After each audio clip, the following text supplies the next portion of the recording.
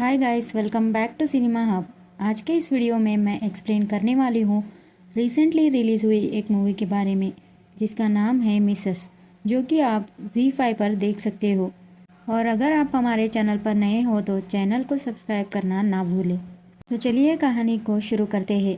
Movie की शुरुआत में हम एक लड़की को देखते हैं जिसका नाम रिचा होता है, जिसे डांसिंग का बहुत शौक था और उसका एक डांस ग्रुप भी है। और रिचा जो है अपना करियर डांस में ही बनाना चाहती है, पर उसके घर वाले उसकी शादी करवाना चाहते थे, जिसके लिए उसको दिवाकर नाम के एक डॉक्टर का रिश्ता भी आता है। फिर दिवाकर जो है अपने फैमिली के साथ रिचा के घर आता है उसे देखने के लिए, जिसके बाद ये रिश्ता पक्का हो जाता है और उन दोनों की शादी हो जाती है। वैसे तो रिचा को दिवाकर का स्वभाव बहुत ही अच्छा लगा था। धीरे धीरे रिचा को शादी के बाद उन सब के रहन सहन का पता चलता है, जैसे कि रिचा के सास को खाना बनाना बहुत ही पसंद था और रिचा के ससुर जी को कभी भी मिक्सर में पिसा हुआ चटनी पसंद नहीं था, उनको सिलबट्टे में ही पिसा हुआ चटनी पसंद था। फिर हम देखते हैं कि रिचा जो है सुबह में 4 बजे उठ जाती है और किचन में चली जाती है अपनी सास की मदद करने। फिर वो देखती है कि रिचा की सास जो है वो घर का सारा काम करती है, उसके पति और उसके ससुर जी अपने आप से कुछ नहीं करते। इन सब का काम भी रिचा की सास ही करती थी। घर में एक नौकर था, अगर वो लेट हो जाए तो फिर रिचा की सास जो है वो सारा काम कर लेती थी। दिवाकर जो है नहाने के बाद रिचा को बुलाता है और कहता है कि उसके सारे कपड़े निकाल दे। रिचा ये सब देखकर शॉक हो जाती है, क्योंकि वो खुद से भी अपने कपड़े नहीं निकाल सकते। और वो फिर से चली आती है किचन में अपने सास की मदद करने, और वो देखती है कि सबसे पहले दिवाकर और उसके ससुर जी नाश्ता करते हैं, जिसके बाद उनकी सास जो है अकेले बैठकर बाद में नाश्ता करती है। और कुछ दिनों से नौकर भी घर नहीं आ रहा था, जिसकी वजह से सब कुछ काम उसे ही करना पड़ रहा था। फिर हम देखते हैं कि रिचा के सास को अपनी बेटी की कॉल आती है और वो प्रेग्नेंट थी, जिसकी वजह से वो कहती है कि कुछ दिनों के लिए माँ आप हमारे घर आ जाओ। जिसके बाद रिचा की सास जो है दूसरे दिन अपनी बेटी के पास जाने की तैयारी करने लगती है। फिर अगले दिन से ही रिचा को पूरा घर संभालना था। फिर अगली सुबह जो है रिचा सबके लिए नाश्ता बना रही थी और वो सिलबट्टे पर चटनी पीसने की कोशिश करती है, पर उसे देर हो रही थी, जिसके बाद वो मिक्सी में ही चटनी पीस देती है। और ये बात जब रिचा के ससुर जी को पता चलता है तो वो चटनी भी नहीं खाते और नाराज़ हो जाते हैं, जिसकी वजह से रिचा को वो चटनी फेंकनी पड़ी। उसके बाद रिचा जो है लंच की तैयारी करने लगती है, जहाँ पर रिचा ने कई आइटम्स बनाए थे और उसने कुकर में बिरयानी बनाई थी और वो बहुत ही एक्साइटेड थी कि वो सबको पूछेगी खाना कैसे बनाया है। उसे खाने के बाद रिचा के ससुर जी कहते हैं कि बिल्कुल भी अच्छी नहीं बनी। इतना सब मेहनत करने के बाद रिचा को ये सुनकर बहुत ही बुरा लगता है। उसके बाद वो दिवाकर को भी टिफ़िन नहीं भेजती। फिर उस दिन रात को दिवाकर आकर रिचा को बहुत सारी बातें सुनाने लगता है, जैसे कि वो उसे प्यार ही नहीं करता, मानो रिचा जैसे बस उसकी एक ज़रूरत है। और फिर दूसरे दिन जो है रिचा वैसे ही बिरयानी बनाती है जैसे उसके ससुर ने कहा था, पर तब भी उनको ये पसंद नहीं आता। इन सब से रिचा बहुत ही परेशान हो गई थी। रिचा को बहुत ही बुरा लगता है, क्योंकि वो जो भी कुछ खाना बनाती है वो किसी को पसंद ही नहीं आती। फिर अगले दिन से रिचा के पीरियड शुरू हो जाते हैं, जिसके बाद दिवाकर उसे कहता है कि तुम किचन में मत जाओ और उसे कमरे में आराम करने के लिए कह देता है। और फिर उस दिन घर में एक नौकरानी आई थी, जो कि घर का सारा काम करती है। वो नौकरानी बताती है कि उसके ससुर को कुछ भी पसंद नहीं आता और वो सब चीज़ों में बस नुक्स निकालते रहते हैं। तभी रिचा पूछती है कि और काम वाले यहाँ पर काम क्यों नहीं करते, तो वो बताती है कि आपके ससुर जो है वो जात पात में बहुत मानते हैं, जिसकी वजह से यहाँ पर लोग नहीं आते। पर रिचा कहती है कि मैं इन सब में नहीं मानती। जिसके बाद वो है अपने डांस के पुराने वीडियोस देखने लगती है और वो सोच लेती है कि वो एक डांस टीचर का जॉब करेगी, क्योंकि उसको डांस बहुत ही पसंद था। फिर हमें देखने को मिलता है कि दिवाकर और उसके पिताजी ऋचा का ठीक होने का इंतज़ार कर रहे थे ताकि वो किचन में जाके फिर से खाना बना सके, क्योंकि वो नौकरानी को सब कुछ बनाने के लिए नहीं कह सकते। फिर जब ऋचा जो है किचन में खाना बनाने लगती है तभी एक पाइप वहाँ पर लीक हो रहा था और वो दिवाकर को इसके बारे में बताती है, पर वो उसकी बात नहीं सुनता और उसे इग्नोर कर देता है। पर ऋचा को इन सब से काम करने में बहुत ही तकलीफ़ हो रही थी। ऋचा जब काम कर रही थी तो ऋचा को अपनी माँ का फ़ोन आता है और वो कहती है कि मेरा सारा दिन तो बस काम करने में ही चला जा रहा है और किसी को मेरा काम पसंद भी नहीं आता।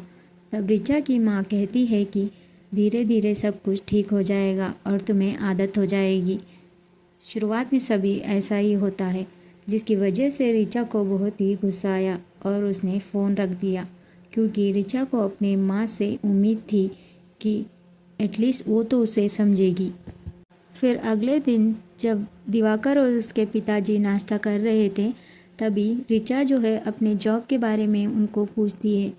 तभी दिवाकर कहता है कि अभी हम थोड़े दिन के बाद बच्चा करेंगे और तुम्हें बाहर जाकर जॉब करने की क्या ज़रूरत है, मैं तो पैसे कमा कर लाता हूँ ना। और उसके पिताजी भी उसकी बात से सहमत थे और वो कहते हैं ऋचा से कि अगली बार वॉशिंग मशीन में कपड़े मत धोना और अपने हाथों से धोना। ऋचा को ये सब सुनकर बहुत ही बुरा लगा था और वो दुखी भी थी। फिर ऋचा जो है दिवाकर से कहती है कि तुम मुझसे प्यार नहीं करते, मैं तो बस तुम्हारी एक ज़रूरत हूँ, जिसकी वजह से उन दोनों में बहस हो जाती है। मुझे तुमसे किचन की बदबू आती है। फिर अगले दिन जो है ऋचा के ससुर के रिश्तेदार आए थे, जो कि बिल्कुल ऋचा के ससुर जैसा ही था। ऋचा को बस ऑर्डर दे रहा था और ऋचा जो है सब कुछ बना कर लाती है, पर उसे कुछ भी पसंद नहीं आता, जैसे कि उसके ससुर को। और फिर वो कहता है कि उसे आज मटन खाना है, जिसके बाद ऋचा को फिर से सब कुछ खाना बनाना पड़ रहा था। फिर भी वो वैसे ही काम कर रही थी, क्योंकि वो अपनी मन की बात किसी से कह नहीं सकती और उसे बहुत ही गुस्सा आ रहा था। और फिर अगले दिन ऋचा जो है फिर से दिवाकर को पाइपलाइन के बारे में बात करती है, पर वो उसे इग्नोर कर देता है। ऋचा का ये पहला करवा चौथ था, इसीलिए दिवाकर की बुआ जो है उसका हेल्प करने के लिए आती है। ऋचा का उस दिन व्रत था, पर वो सारा दिन भूखा रहने के बाद भी सबके लिए खाना बना रही थी। पर उनकी बुआ कहती है कि आजकल की लड़कियों को काम ही नहीं आता और वो भी उसका काम पसंद नहीं करती। फिर रात को दिवाकर आकर ऋचा से कहता है कि वो अपने डांस के पुराने सारे वीडियोस डिलीट करे, पर ऋचा ये करने से मना कर देती है। ये सुनकर दिवाकर को बहुत ही गुस्सा आता है और वो कहता है कि अगर ऋचा ने वीडियोस डिलीट नहीं की तो वो उसे इस घर में रहने नहीं देगा। जिसके बाद ऋचा जो है वीडियोस डिलीट करने के लिए फिर से मना कर देती है और दिवाकर वहाँ से गुस्सा होकर चला जाता है। और फिर वो दोनों जो है घर वालों के सामने करवा चौथ के रस्में जो है वो पूरे कर देते हैं। फिर अगले दिन बुआ जी जो है अपने घर चली गई थी। और कुछ दिनों के बाद ऋचा के ससुर जी का बर्थडे था और वहाँ पर बहुत सारे उनके फ्रेंड्स आए थे, जो कि ड्रिंक भी कर रहे थे और एक के बाद एक आकर ऋचा को ऑर्डर दे रहे थे सभी लोग और उसे खाना बनाने के लिए भी कह रहे थे। ऋचा बहुत ही परेशान थी और दुखी थी और दिवाकर जो है बार बार उसके पास आकर चिल्ला रहा था उस पर, क्योंकि उसने अब तक अपने डांस की वीडियोस डिलीट नहीं की थी। ऋचा को तो बस उसके घर वाले एक काम वाली की तरह ट्रीट कर रहे थे और उसका यूज़ कर रहे थे। और फिर दिवाकर जो है कहता है कि पहले वो अपने वीडियोस डिलीट करे और उसके बाद सबके लिए बाहर ड्रिंक लेकर आए, वरना तुम्हारे लिए अच्छा नहीं होगा। जिसे सुनकर ऋचा को बहुत ही गुस्सा आता है और किचन में जो पानी लीक हो रहा था उस पाइप के नीचे ऋचा ने एक बकेट रखा था, जिसमें बहुत सारा गंदा पानी जमा हो गया था और ऋचा जो है वही पानी ग्लास में भरकर ट्रे लेकर बाहर जाती है सबको ड्रिंक देने। और ये बात जब दिवाकर को पता चलती है तो वो सीधा किचन में चला आता है। दिवाकर के साथ ऋचा के ससुर भी वहाँ आ जाते हैं और ऋचा जो है गुस्से में वही बाल्टी का पानी लेकर दिवाकर के मुंह पर मार देती है, जिसके बाद वो किसी को भी कुछ नहीं कहती है और गाड़ी लेकर सीधे अपने माता पिता के घर आ जाती है। और अपने पेरेंट्स को इन सब के बारे में बताती है। तो उसकी माँ कहती है कि बस इतनी से बात के लिए तुम्हें अपना घर छोड़कर नहीं आना था। और वो कहती है कि दिवाकर को कॉल लगाओ और सॉरी बोलो, पर ऋचा जो है ये सब करने के लिए मना कर देती है। फिर वहाँ पर ऋचा का भाई आता है। तभी ऋचा की मम्मी कहती है कि अपने भाई के लिए पानी लाओ। तभी ऋचा को बहुत ही गुस्सा आता है और वो कहती है कि मेरा भाई क्या खुद से पानी लेकर भी नहीं पी सकता? आपकी वजह से, आप जैसे लोगों की वजह से ही आज लड़के ऐसे होने लगे हैं।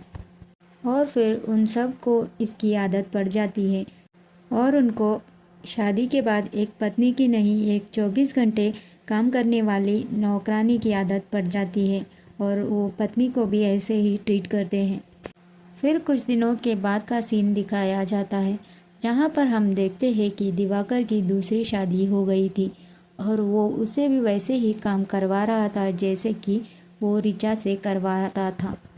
और हम ऋचा को देखते हैं जो कि बहुत ही खुश थी और उसका डांस टीम भी चला रही थी और डांस कर रही थी।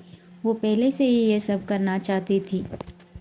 उस घर में ऋचा के बारे में किसी ने नहीं सोचा कि उसको क्या पसंद है, बस नौकरानी की तरह उसे काम करवाने लगे थे। ये बस ऋचा की ही प्रॉब्लम नहीं थी, उसके सास की भी यही प्रॉब्लम थी, पर वो कुछ भी नहीं कह सकी और वो वैसे ही काम करते अपना जीवन पूरा निकाल दिया। ऐसे ही समाज में बहुत सारे ऋचा है जो कि अपने खुशी के लिए काम करना चाहते हैं, पर उन सब को देखने वाला कोई भी नहीं है। उम्मीद है कि आपको ये कहानी पसंद आई होगी। आपको ये कहानी कैसे लगी कमेंट सेक्शन में बताइएगा ज़रूर। तो मिलते हैं अगले वीडियो में।